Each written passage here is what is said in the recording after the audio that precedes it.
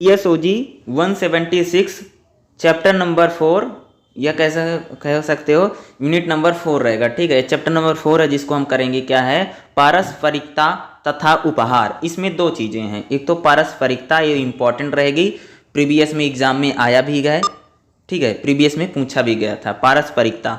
ठीक है, और उपहार के बारे में कुछ आया नहीं था, इसलिए उपहार को समझना जरूरी है, इंपॉर्टेंट रहेगा। ठीक है, पारस्परिकता को देखेंगे और उपहार, इसमें दो चीज़ें हैं। तो इसमें इंपॉर्टेंट कह रहा है एग्जाम के पॉइंट ऑफ व्यू से, अगर आप देखेंगे तो इसमें जो आपका इंपॉर्टेंट है 4.2 पारस्परिकता, ये आपको पता होना चाहिए। फिर पारस्परिकता की प्रकृति क्या है, इसको लेकर के ये तीन है, वैधानिक, तर्कसंगत और सामाजिक।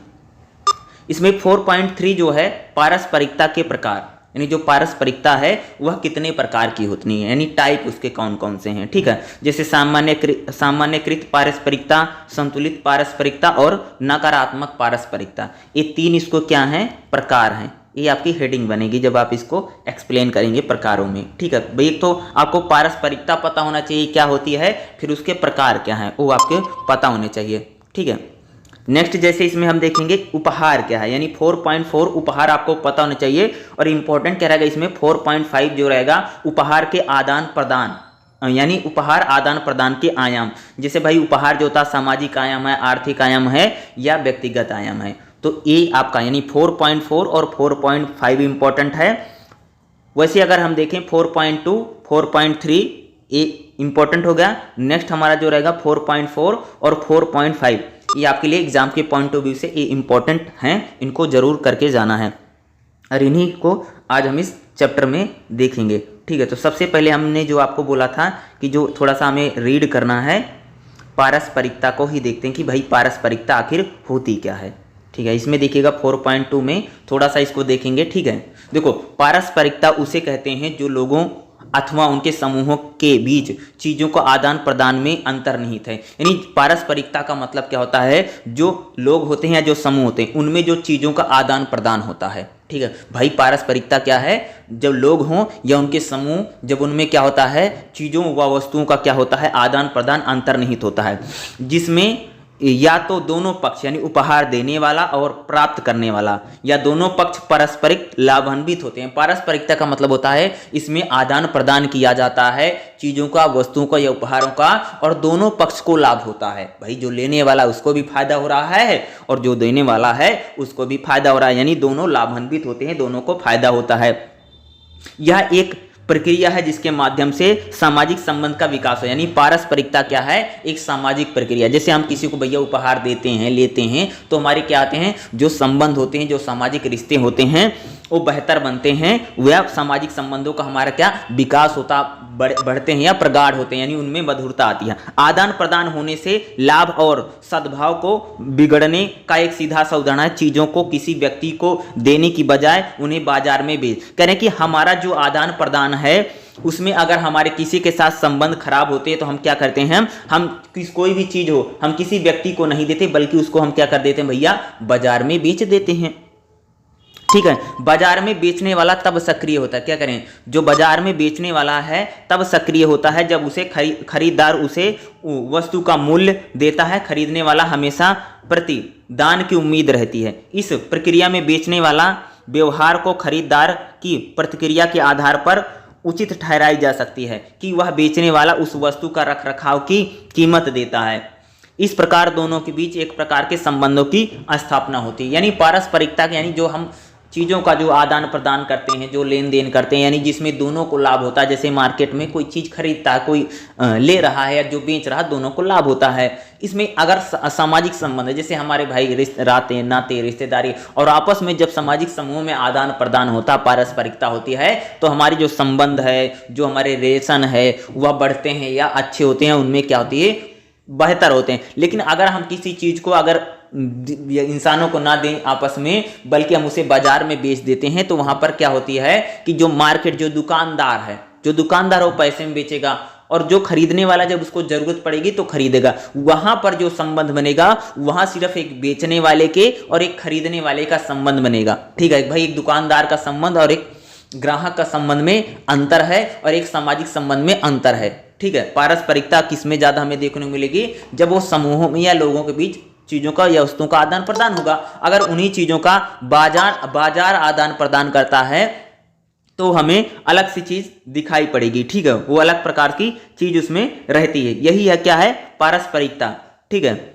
इसी चीज को आगे एक्सप्लेन किया गया, उसी के बीच में बताया गया। जब भी एग्जाम में आ गया तो पारस्परिकता को जो मैंने बताया है यही चीजें आपको क्या करना भैया, एक्सप्लेन कर देना है, ठीक है। उसके बाद हम देखेंगे इसी में एक पार्ट और है, पारस्परिकता की प्रकृति। देखिएगा, पारस्परिकता की मौलिक विशेषता यह है कि दान के बदले वैसे ही प्रतिदान दिया जाए। यानी पारस्परिकता बताती है भैया जैसे तुमको कोई चीज मिल रही है सेम उसी प्रकार की देना। यानी अगर आपको कोई दान दे रहा तो बदले प्रतिदान करो, यानी जैसे भाई किसी ने आपको गिफ्ट दिया तो उसके बदले भी आपको गिफ्ट देना है। ये इसकी प्रकृति है, मौलिकता यानी मेन है। इसमें पारस्परिकता की नैतिकता निहित है, यानी पारस्परिकता इसमें रहती है। यह प्राप्त करने वाले व्यक्ति में देने वाले व्यक्ति के प्रति कृतज्ञता की भावना उत्पन्न होती है। मान लो अगर हम किसी को गिफ्ट देते हैं, कुछ भी देते हैं, तो हमें क्या करता है भैया, थैंक यू बोलता है और हमें कृतज्ञता का भाव यानी भैया आदर का भाव रहता है। पारस्परिकता की नैतिक प्रकृति के जड़े न्याय संगत और निष्पक्ष की भावना में अंतर है। यानी पारस्परिकता की जो नैतिकता है वो कहता भाई न्याय संगत और निष्पक्ष भावना है, ठीक है। एक पक्ष दूसरे पक्ष में जो सद्भाव की प्रदान की जाती हैं उन्हें पुरस्कार माना जाना चाहिए। सभी वस्तुओं तथा सेवाओं के प्रति प्रतिपूरक न्याय माना जाना चाहिए। कोम है यह विचार न्याय वैसे ही प्रतिमानों के रूप में समझा जा सकता है जैसे जॉन रॉयल्स ने 1971 में अपनी पुस्तक में थ्योरी ऑफ जस्टिस में लिखा है। एक प्रकार से प्रतिकार मूल न्याय, जैसे आंख के बदले आंख, प्रतिकारी न्याय के अनुसार जो प्राप्त होता है उसके प्रतिस्थान या तो धन हो सकता है या उत्पाद के बदले उत्पाद या सेवाओं के बदले सेवाएं हो सकती हैं, जैसा कि वस्तु विनिमय प्रणाली में होता था। यानी कह रहे हैं पारस्परिकता की प्रकृति का मतलब होता भैया कि आपने जो दिया है उसको आपको बदले में सेम चीज मिलेगी। जैसे आंख के बदले आंख की बात करते हैं, यानी आपने किसी को गिफ्ट दिया तो आपको दे रहा है। ये क्या है, पारस्परिकता की प्रकृति है या इसका क्या है, मेन नेचर है। ये चीज इसमें आपको जरूर देखने को मिलेगी। भाई आपने जो दिया है सामने वाला व्यक्ति भी उसी प्रकार की वस्तु या उतने ही मूल्य की या उतने ही दाम की जो वस्तु है उसको क्या कर रहा है, आपको लौटा रहा है या आपको दे रहा है। ये है पारस्परिकता की प्रकृति। नेक्स्ट हमारा जो है इसका वैधानिक परावर्तन क्या है, ठीक है। पारस्परिकता का क्या है, वैधानिक परावर्तन देखिएगा। वैधानिक परावर्तन में दोनों पक्ष को आदान प्रदान के समझौते के लिए तैयार किया जाए। ये वैधानिक परिवर्तन का मतलब होता है कि जो दोनों पक्ष हैं, जो लेने वाला पक्ष है, जो देने वाला पक्ष है, उसके लिए एक समझौता होता है, यानी एक ट्रीटी, एक संधि होती है भैया, जो दोनों पक्षों के लिए मान्य हो। यह एक वैधानिक प्रक्रिया होती है जिसके माध्यम से दोनों पक्ष स्वतंत्रता पूर्वक आदान प्रदान की शर्तों को स्वीकार कर लेते हैं। जैसे मान लो कोई घर खरीद रहा है, कोई घर खरीद रहा है, बेच रहा, कोई खरीद रहा, तो उनके बीच में क्या होता है, एक रजिस्ट्री होती है या एक पत्र होता है। दोनों लोग उसको मानते भैया कि मैं फलाने में इतना बेच रहा हूं, फलाने व्यक्ति इतने में खरीद रहा है। इस प्रकार का उनका होता है। इस तरह प्रायः सामान्य पक्षों के बीच होता है। वैधानिक परावर्तन की प्रक्रिया के अंतर्गत यदि एक पक्ष दूसरे पक्ष के साथ तय की गई शर्तों का उल्लंघन करे तो दूसरा पक्ष उसके खिलाफ कानूनी कार्रवाई कर सकता है। जैसे मान लो कि भाई तुम घर बेच रहे थे, जो खरीदने वाला व्यक्ति है, ठीक है, वो कम पैसे दे करके चलेगा। आपने बोला कि भाई जो मकान है वो 20 लाख का है, लेकिन मकान के लिए उसने सिर्फ 15 लाख रुपए दिए हैं, तब आप उस पर क्या कर सकते हैं, कानूनी कार्रवाई कर सकते हैं। यानी ये वैधानिक परावर्तन, यानी कह रहे हैं कि जो हमने पारस्परिकता में देखा कि जो वस्तुओं का आदान प्रदान होगा, किसी भी चीज का अगर आदान प्रदान होता है तो उसमें एक लीगल कॉन्ट्रैक्ट होगा, वो लिखित में होगा भैया, कि अगर उसमें कहीं पर चीटिंग होती है, कहीं पर धोखाधड़ी होती है, या उसमें जो नियम जो शर्तें हैं खरीदने बेचने में, अगर उसमें कुछ गलती होती है या उसको माना नहीं जाता है, तो कोई भी जाकर के उस पर क्या कर सकता है, उसके खिलाफ कानूनी कार्रवाई कर सकता है। जैसे मैंने आपको बोला कि भाई अगर आप कोई मकान खरीद रहे हैं, तो अगर कोई व्यक्ति ये कर दे कि भाई कि इसने मकान जो खरीदा उतना पैसा नहीं दिया जितना इसको देना था, तो कानूनी कार्रवाई होगी।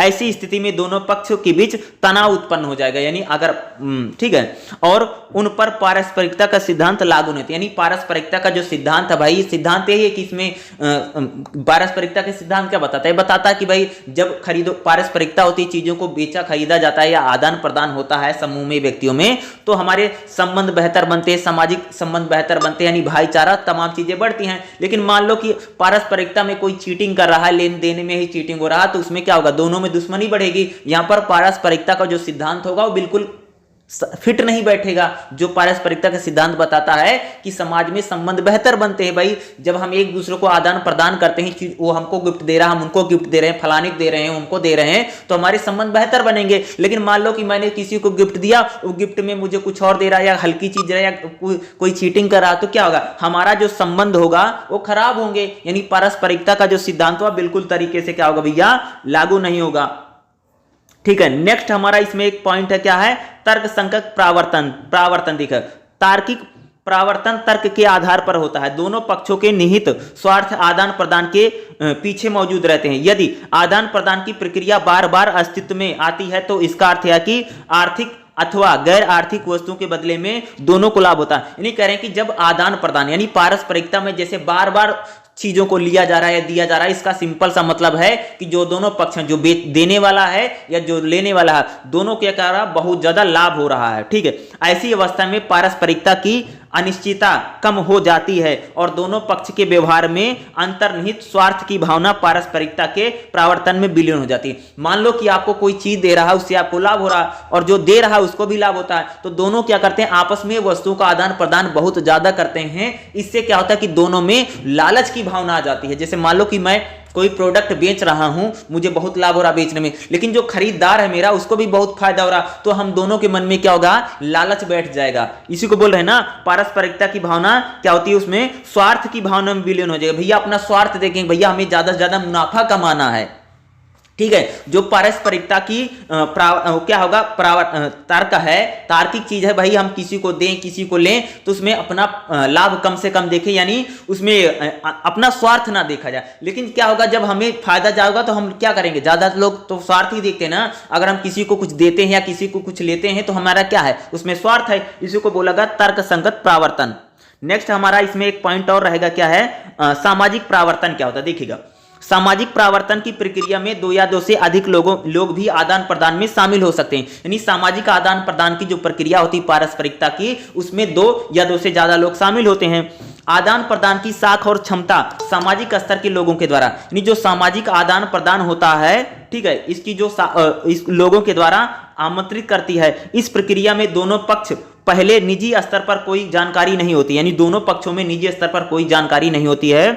सामाजिक प्रक्रिया के अंतर्गत जब लोगों की आदान प्रदान की जानकारी प्राप्त होती है तो वह इसे सामाजिक स्तर पर अपना लेते हैं, यानी जब दोनों को पता चलता है तो अपना लेते हैं। साथ ही यह सामाजिक फलक भी सुनिश्चित करता है कि दोनों पक्ष पारस्परिकता के नियमों का सम्मान कर रहे हैं, क्योंकि ऐसा न करने की स्थिति में आदान प्रदान की कड़ी टूट जाएगी। यानी मान लो कि हम किसी को सामान दे रहे हैं, ले रहे हैं, हमारा मैं दे रहा हूं, कोई ले रहा है, तो मान लो उसमें अगर मान लो कि ऐसी स्थिति आती है कि उसमें जो नियम है, जो पारस्परिकता जो लेन देन का नियम है, अगर वो नियम लेन देन का टूटेगा तो क्या होगा, आदान प्रदान की जो कड़ी होगी वह पूरी टूट जाएगी, यानी सामाजिक जो प्रावर्तन होगा। नहीं, जब पारस्परिकता का मतलब लेन देन जब बढ़ेगा तो हमारे संबंध या सामाजिक संबंध बेहतर बनेंगे। अगर उसमें मान लो कोई नियमों को नहीं मारा, कोई चीटिंग करा, तो क्या होगा, जो आदान प्रदान की जो कड़ी है वो बिल्कुल से क्या होगी, टूट जाएगी। उसी को बोला जा रहा है। नेक्स्ट इसमें एक पॉइंट है, क्या देखिएगा, 4.3 में आपका क्या रहेगा, पारस्परिकता के प्रकार। भाई जो पारस्परिकता है या कितने प्रकार की होती है, इसके टाइप कौन कौन से, ये भी आपके लिए क्या रहेगा, इंपॉर्टेंट रहेगा। अभी पारस्परिकता के प्रकार कौन कौन से, यानी टाइप ऑफ पारस्परिकता। ठीक है, इसमें देखिएगा, इसमें पॉइंट कौन कौन से, पहला देखिएगा इसमें क्या है, पहला पॉइंट क्या है, सामान्यकृत पारस्परिकता। ठीक है, देखिएगा, सामान्यकृत पारस्परिकता के पीछे सद्भाव और सहयोग की भावना होती है। यानी कह रहे हैं कि जो सामान्य पारस्परिकता होती है उसमें क्या होती है, सद्भाव की भावना और सहयोग की भावना। भाई सद्भाव का मतलब होता है कि आपके प्रति मेरे मन में अच्छी भावनाएं हैं, मैं आपको कुछ दे रहा हूं तो ये नहीं कि तुमको ठग ले रहा हूं, तुम ज्यादा पैसे कमा रहा हूं, बल्कि मेरा सद्भाव अच्छी भावना है। सहयोग का मतलब मैं आपको सहयोग करना चाहता हूं। यानी सामान्यता जो पारस्परिकता होती है उसकी पीछे भावना क्या है, सद्भाव और सहयोग की भावना होती है।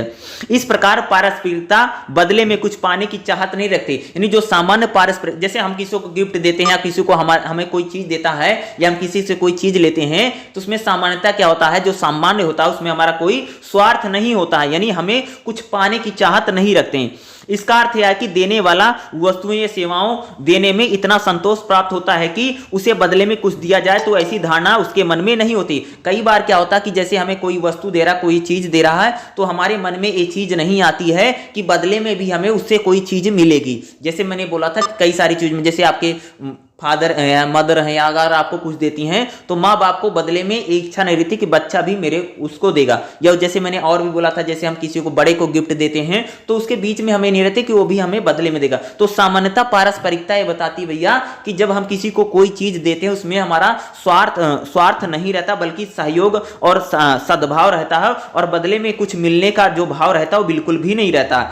इस प्रकार की पारस्परिकता उन समाजों में मौजूद होती है जहां लोग परस्पर आत्मीयता का भाव रहता है। करें कि जो पारस्परिकता में जो लोग एक दूसरे को गिफ्ट दे रहे हैं, बदले में कुछ नहीं पाते हैं, तो सामान्यतः यह उस समाज में होगा जहां पर लोग क्या होते हैं, आत्मीयता का भाव है, यानी भैया कि सब लोग हमारे हैं, यानी जहां पर प्यार है, भाईचारा है, वहां पर क्या होगा, लोग एक दूसरे के अगर कुछ चीजें देंगे तो बदले में उससे उतना चीज मिलेगा। ये नहीं मान लो किसी को मैंने 500 रुपए का गिफ्ट दिया है, तो बदले में मैं ये नहीं सोच रहा हूं कि फलाने भी मुझको 500 रुपए का गिफ्ट देंगे।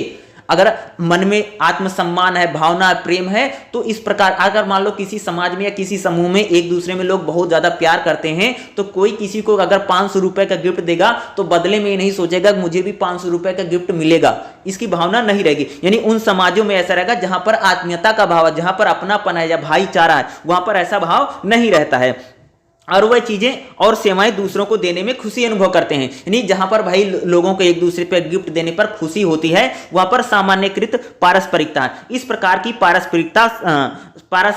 पारस्परिक समाजों या आधुनिक समाजों में उन लोगों में देखने को मिलती है जिनमें माता पिता बच्चों का पालन पोषण देखभाल के बदले में कुछ पाने की भावना निस्वार्थ भाव से करते हैं। जैसे हम आज देखेंगे, जैसे माँ बाप अपने बच्चे का पालन पोषण करते हैं, तो माँ बाप के मन में कोई भावना नहीं है कि बदले में भी हमारा करेगा। आज तो लोग बच्चे करते भी नहीं हैं। सामान्यतः हमें क्या देखने मिलता है, जो माँ बाप है अपना पूरा जीवन बच्चे के जीवन लगा देते हैं, उसको पालने पोसने में, बड़ा करने में, लेकिन उनके मन में कोई भावना नहीं है कि ये भी मुझे उल्टा करेगा। इस प्रकार की भावना क्या रहती है, नहीं रहती है। उनके लिए अधिक से अधिक करने का भाव मन में आनंद और माता पिता जो बच्चे के लिए करते हैं, जो उसको बड़ा कर रहे हैं, सेवा कर रहे हैं, पढ़ा रहे हैं, लिखा रहे हैं, उससे उनको क्या मिलता है, अच्छा महसूस होता है, या कह सकते हो कि उनके मन में आनंद और उल्लास की भावना को उत्पन्न करता है। ये क्या होती भैया, सामान्यकृत पारस्परिकता है, जिसमें कोई अगर व्यक्ति किसी को देता है तो उससे बदले में कुछ मिलेगा, इस प्रकार की जो भावना होती है उसके मन में बिल्कुल भी नहीं होती। सिंपल जो पारस्परिकता है हम उसको कह सकते हैं, जैसे मान लो हमने किसी को कोई गिफ्ट दिया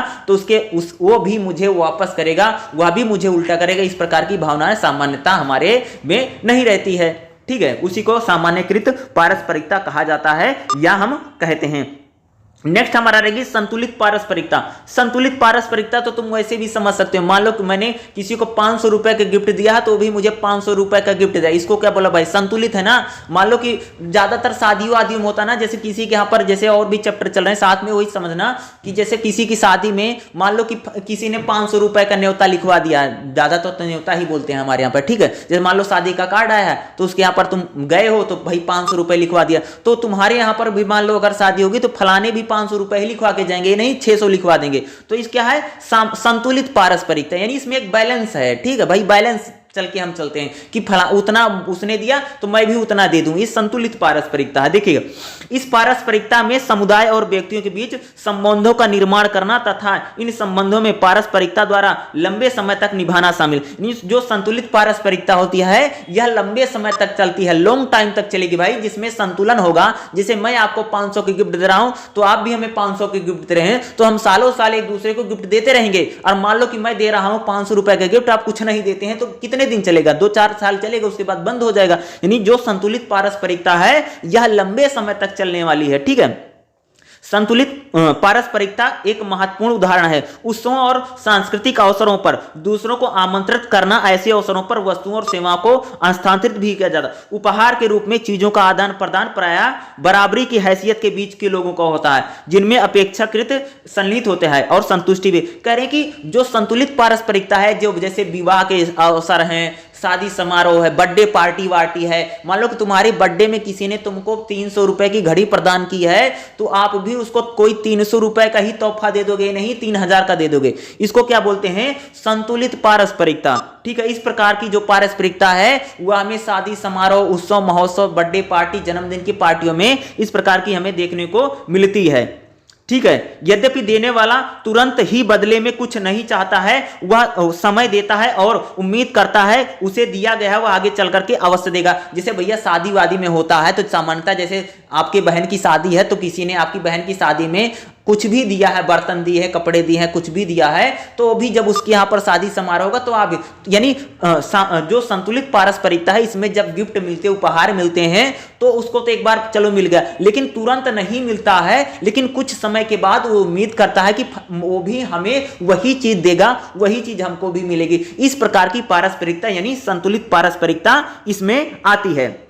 यानी इसमें कोई बदले में कोई व्यक्ति कुछ भी नहीं देता तो देने वाले की भावना को चोट पहुंच सकती है, जो लंबे समय के बाद भी बदले भी भावना में प्राप्त होगा। यानी कह रहे हैं कि संतुलित पारस्परिकता, मान लो कि आपके बर्थडे पार्टी पर किसी ने 1000 रुपए का गिफ्ट दिया भैया, ठीक है, लेकिन आप उसके बर्थडे पर एक अठन्नी नहीं देंगे तो क्या होगा? एक प्रकार की बदले की भावना रहेगी, यानी आपके जो संबंध होंगे खराब होंगे, गड़बड़ होंगे। अरे भाई, हर व्यक्ति सोचता है कि अगर मुझे कुछ मिल रहा है बदले में भी वो मुझे देगा, इस प्रकार की भावना इसमें रहती है। ठीक है, संतुलित पारस्परिकता में यानी संतुलित नहीं रहेगी और आपसे साथ जो संबंध रहेंगे, जो रिलेशन रहेंगे, वह लंबे समय तक या लॉन्ग टर्म तक नहीं चलेंगे या सरवाइव नहीं कर पाएंगे। आपके जो संबंध या आपका जो रिलेशन रहेगा उसी को बोलते हैं संतुलित। इसको हम सौदेबाजी पारस्परिकता या कह सकते हैं कि बदले की यानी बदले में भी मिलेगा, इस प्रकार की भावना इसमें रहती है, जिसको हम क्या बोलेंगे? संतुलित, यानी बैलेंसिंग है, बैलेंस बना करके चलती है।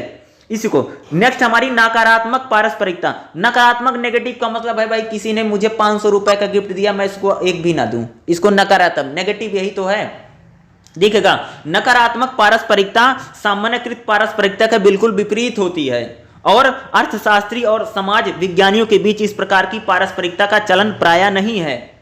1972 में प्रकाशित अपनी पुस्तक में ठीक है, स्टोन एज इकोनॉमिक्स में इस पारस्परिकता का वर्णन है। इसमें एक व्यक्ति दूसरे व्यक्ति की मेहनत को, फल को प्राप्त करता है। इसकी विशेषता यह है कि दोनों पक्ष अधिक से अधिक पाना चाहते हैं और बदले में कम से कम देना चाहते हैं। जैसे मान लो कि मैंने किसी को 500 दिया है तो मुझे कम दे रहा है, या मान लो कि मैं किसी को 1 रुपए दे रहा हूं, बदले में सोच रहा हूं कि मुझे फलाने 500 रुपए देंगे।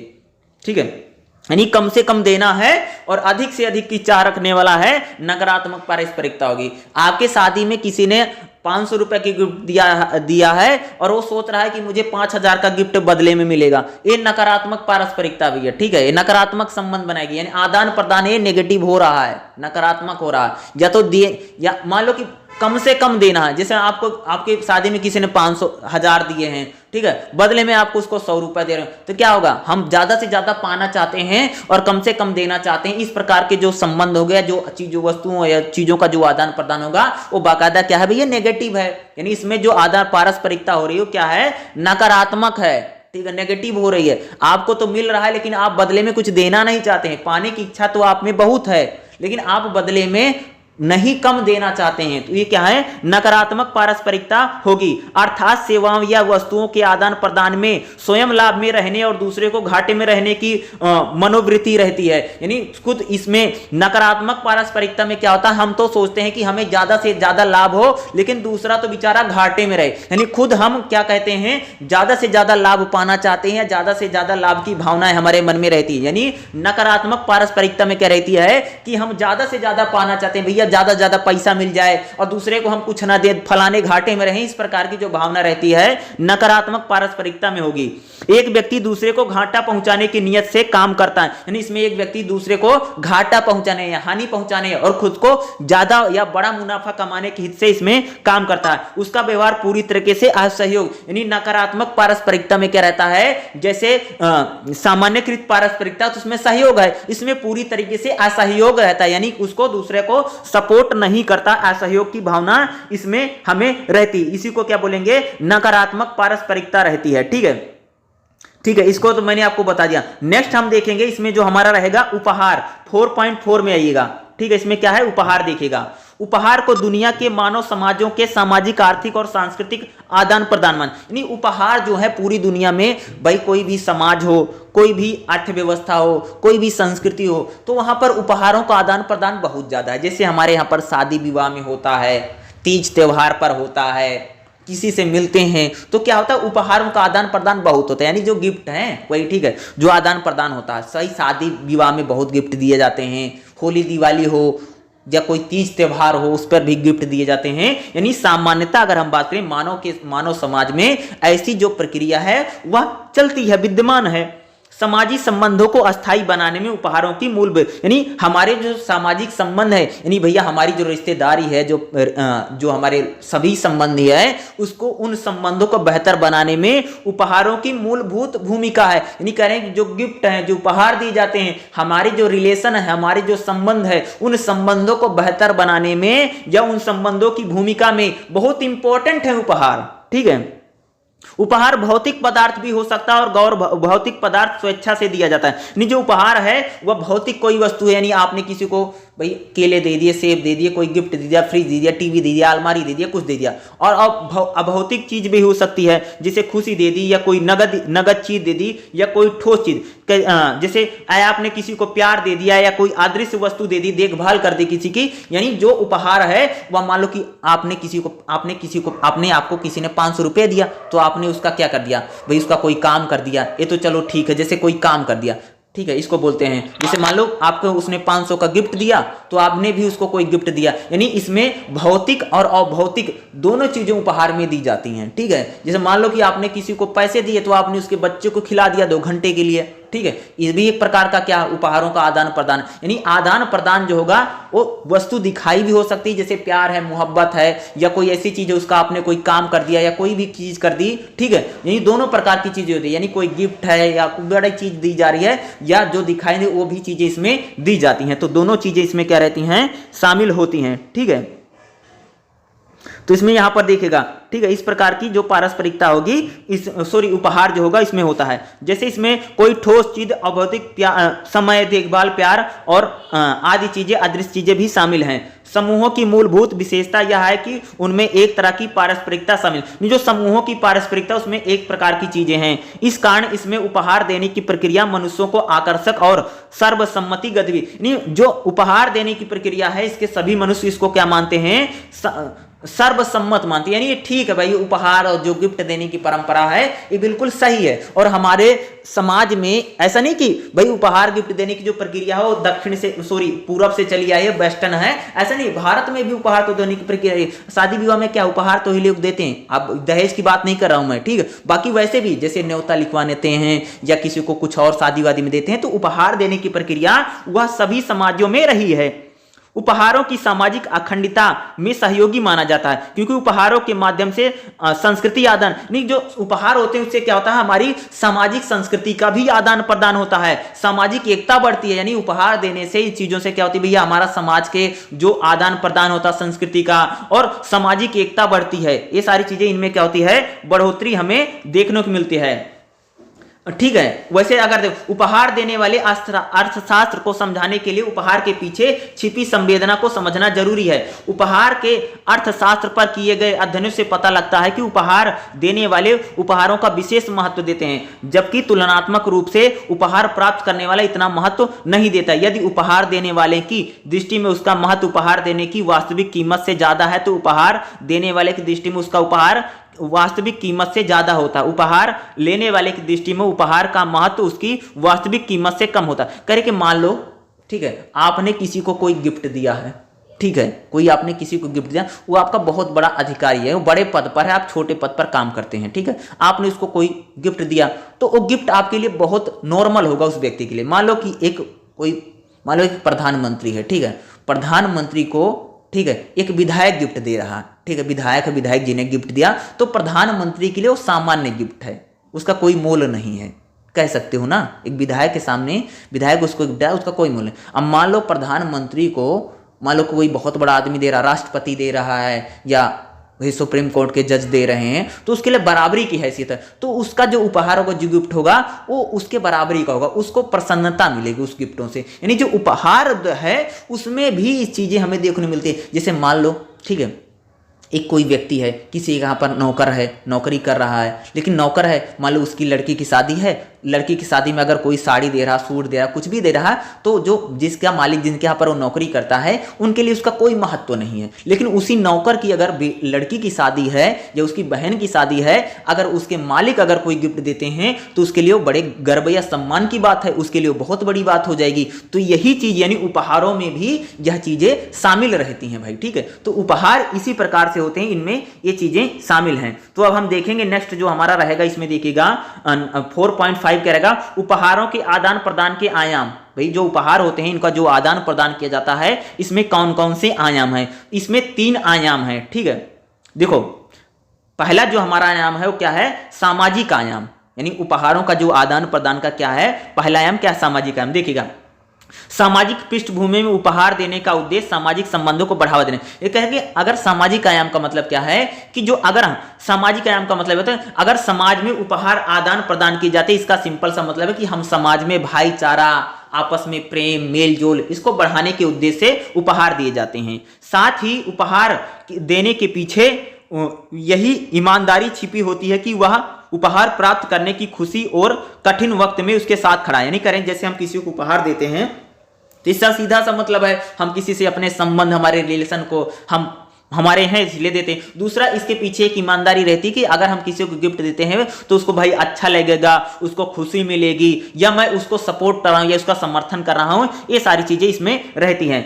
यद्यपि सहभागिता का यह मंतव्य अप्रगट रहता है। सामाजिक आयामों में उपहार देने वाले और लेने वालों के बीच जुड़ाव और सामाजिक संबंधों का प्रदर्शन होता है। नहीं, अगर समाज में सामाजिक संबंधों अगर देखें तो उपहार या गिफ्ट का जो आदान प्रदान होता है यह सामान्यतः हमारे जो संबंध होते हैं, हमारे जो रिलेशन होते हैं, उनके साथ जुड़ा होता है, ठीक है।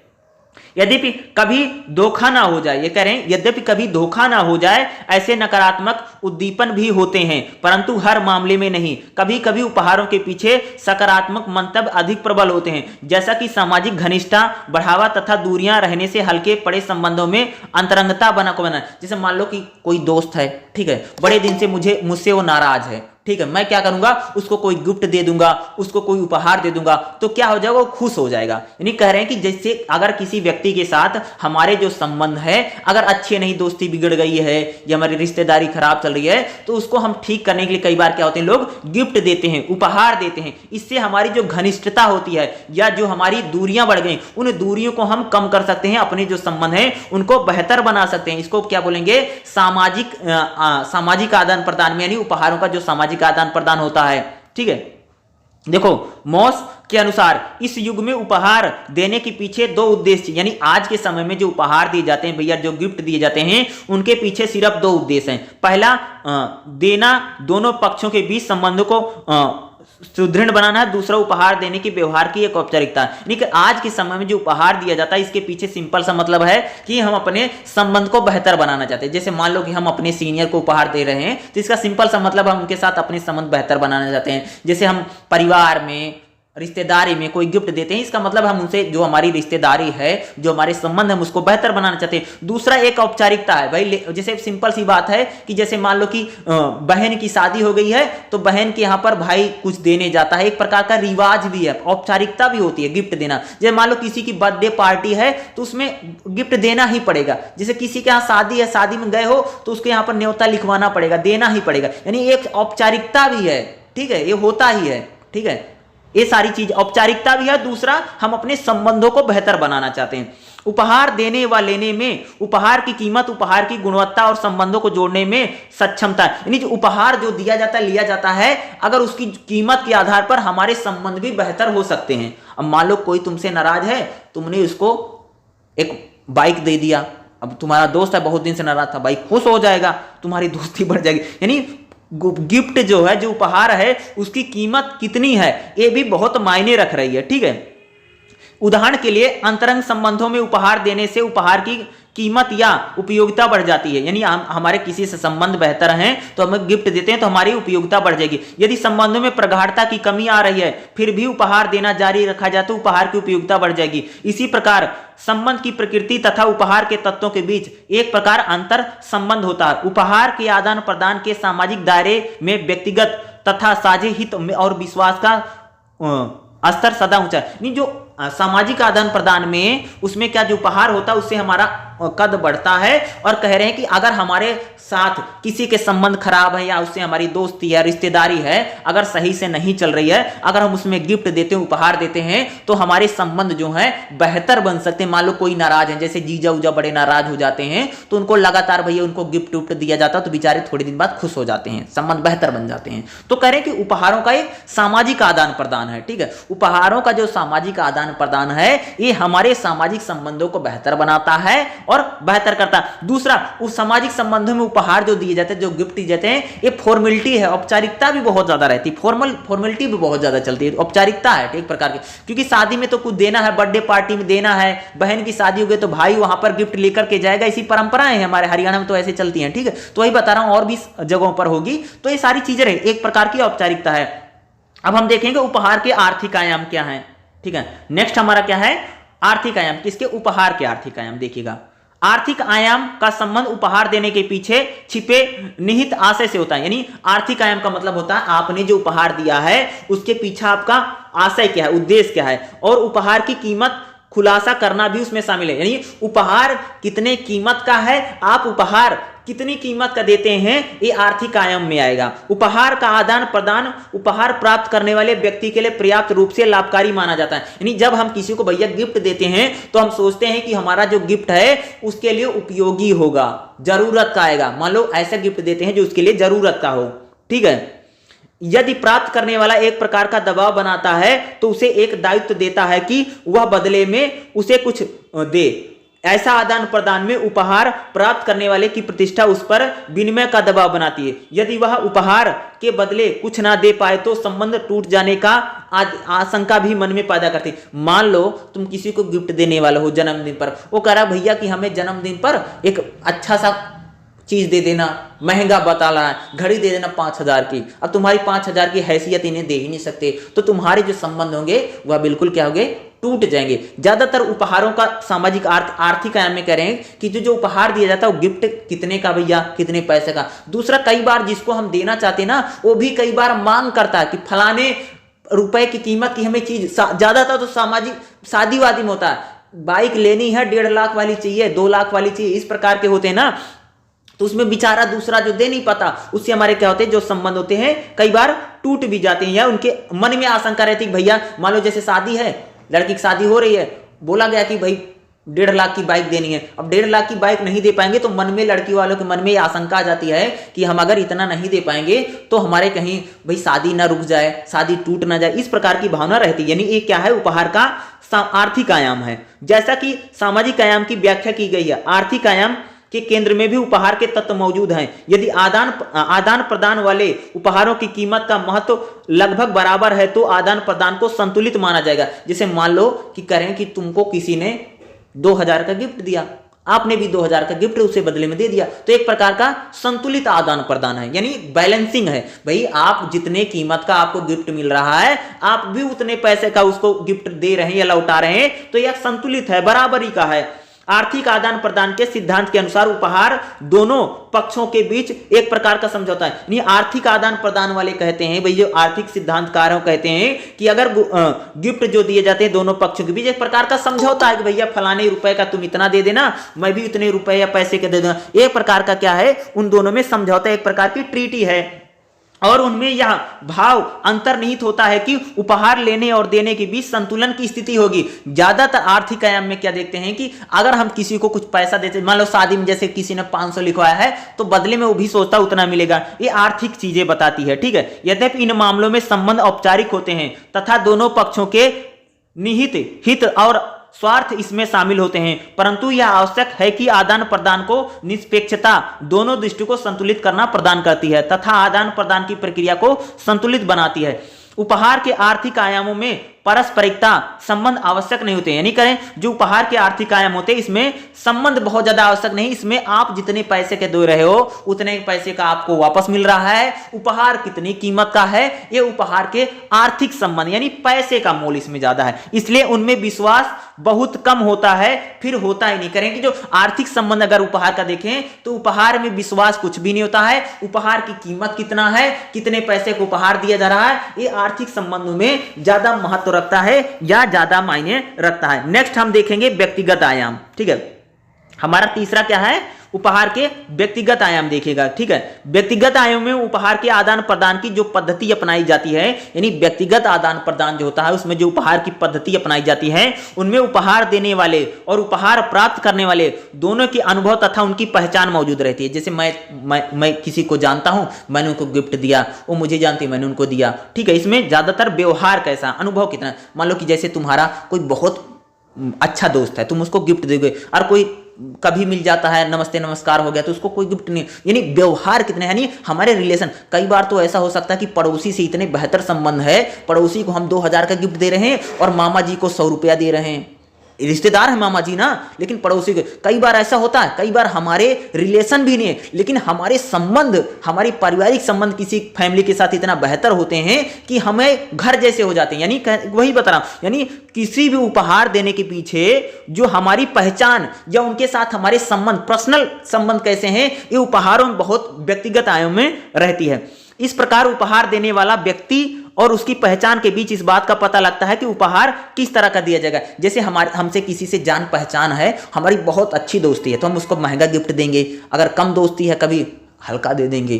ठीक है, जैसे मान लो तुम्हारी मामा की शादी है, मामा की शादी में तुम्हारे घर से भाई 5000 का सामान गया है। ठीक है, मान लो किसी और की शादी है, दूर के रिश्तेदारी है, तो वहां पर 500 का सामान दिया जा रहा है। तो यानी कह रहे हैं व्यक्तिगत रूप से है ना, देखा जाता ना, यानी संबंध हमारे व्यक्तिगत रूप से उनके साथ हमारे परिवार के संबंध कैसे हैं, ये चीजें, या व्यक्तिगत रूप से हम उनको कितना जानते हैं, ये चीजें उनमें ज्यादा रहेंगे। उपहार देने और लेने, उपहार लौटाने के तरीके में उपहार देने और तथा उपहार के व्यक्तिगत संबंध सामने का उद्देश्य इसमें आता है। नहीं, जो उपहार दिया जाता है या उपहार लिया जाता है इसमें सामाजिक संबंध नहीं बल्कि व्यक्तिगत संबंध कैसे हो उसमें ज्यादा रहते हैं। उपहार देने के विभिन्न प्रकार के मंतव्य की अलग अलग समझने तथा उपहार के लेन देन में शामिल है।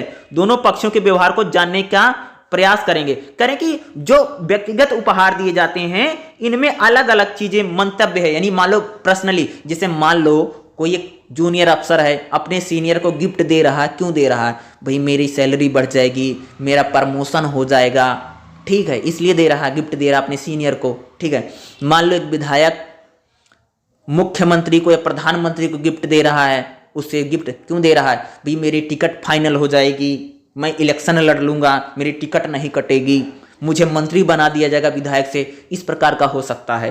ठीक है, या कोई लड़का किसी लड़की को गिफ्ट दे रहा है, भाई उससे मेरी दोस्ती अच्छी बन जाएगी या उससे मेरी शादी हो जाएगी, इस प्रकार के हो सकता है। जैसे शादी में गिफ्ट दिया जाता है, भाई जैसे गिफ्ट दिए जा रहे हैं, भाई मेरी बहन को खुश रखेंगे, बाप अगर अपनी लड़की को गिफ्ट दे रहा, हो सकता है भाई मेरी लड़की सही रहेगी, सुखी रहेगी उस घर में जाकर के, इस प्रकार। यानी कह रहे हैं कि जो व्यक्तिगत आयाम है अगर उपहार के, उसके अलग अलग उद्देश्य हो सकते हैं। जैसे मैंने 2-4 उद्देश्य आपको बताए।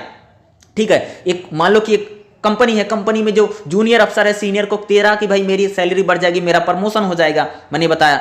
ठीक है, उसी प्रकार से मैंने बोला कि अलग अलग उद्देश्य हो सकते हैं। ठीक है, तो व्यक्तिगत इसमें उद्देश्य हमें विभाजित होते रहते हैं, इसमें कई सारी श्रेणियां होती हैं। ठीक है, अलग अलग प्रकार के मंतव्य हो सकते हैं। ठीक है, परोपकारी मंतव्य भी उपहार देने में वृद्धि करता है। नहीं, किसी को हम परोपकार के रूप में, जैसे पंडित जी हैं, किसी और को हम गिफ्ट दे देते हैं तो इसमें परोपकारी रूप से भी दे देते हैं, या किसी को हमारे संबंध बेहतर हैं हम इसको, यानी कह रहे हैं कि जो व्यक्तिगत आयाम है उपहार देने का, उसके अलग अलग उद्देश्य हो सकते हैं, उसमें अलग अलग पक्ष हो सकते हैं। इसमें उपहार जो दिए जाते हैं सुख प्राप्त करना या किसी को खुश करने के लिए भी हम अपने उपहार देते रहते हैं। जैसे किसी के बर्थडे पर उपहार देते हैं, भैया खुश हो जाएगा, हमारी दोस्ती अच्छी बन जाएगी, इस प्रकार के इसमें मंतव्य जो होते हैं, मन की जो भावना होती हैं, वो सारी इसमें अंतर्निहित होती हैं और इन्हीं चीजों में हमें ये चीजें देखने को मिलता है। ठीक है, उसी का उपहार देने के कौन कौन से दृष्टिकोण हैं, ठीक है। जैसे उपहार देने के कौन कौन से दृष्टिकोण है, जैसे 4.6 में उपहार देने के दृष्टिकोणों में इन्होंने 3 दृष्टिकोण बताए हैं। ठीक है, एक तो है नृविज्ञानी दृष्टिकोण। ठीक है, पहला दृष्टिकोण क्या है, नृविज्ञानी दृष्टिकोण क्या है। दूसरा जो है समाज शास्त्रीय दृष्टिकोण क्या है। ठीक है, दूसरा क्या है, समाज शास्त्रीय दृष्टिकोण उन्होंने पूछा। तीसरा आर्थिक दृष्टिकोण। आर्थिक दृष्टिकोण में यानी कितना पैसा कितना लग रहा है उसको देख रहे हैं। ठीक है, या वैज्ञानिक रूप से कितना लग रहा है इसको। ये 3 इसमें क्या दृष्टिकोणों को बताया गया है। ठीक है, और उसी के साथ ये लगभग अगर आप देखेंगे यहाँ पर देख रह सकते हैं साथ में क्या आपका सारांश भी आ गया। और उसी के साथ आपका जो चैप्टर नंबर 4 है ना, ये एंड हो गया। चैप्टर नंबर 4 यहाँ पर अब क्या हो गया, आपका खत्म हो गया और लगभग मैंने पूरा करवा दिया है। ठीक है, इसको आप दोबारा देख सकते हैं, इस वीडियो को देख लेना, उसमें आपको बिल्कुल समझ में आ जाएगा। और बिल्कुल मैंने आपको पूरा डीप में समझाने का और जितना मैं इजी लैंग्वेज बता सकता था उतना मैंने आपको बताने का प्रयास किया। इसमें 2 था पारस्परिकता और दूसरा इसमें था उपहार। पारस्परिकता को भी मैंने अच्छे समझाया और उपहार क्या होता है उसको भी मैंने आपको बिल्कुल डीप में समझा दिया है। इसको दोबारा देख लीजिएगा। ठीक है, बाकी जो चैप्टर होगा उसको हम कल करेंगे। ठीक है।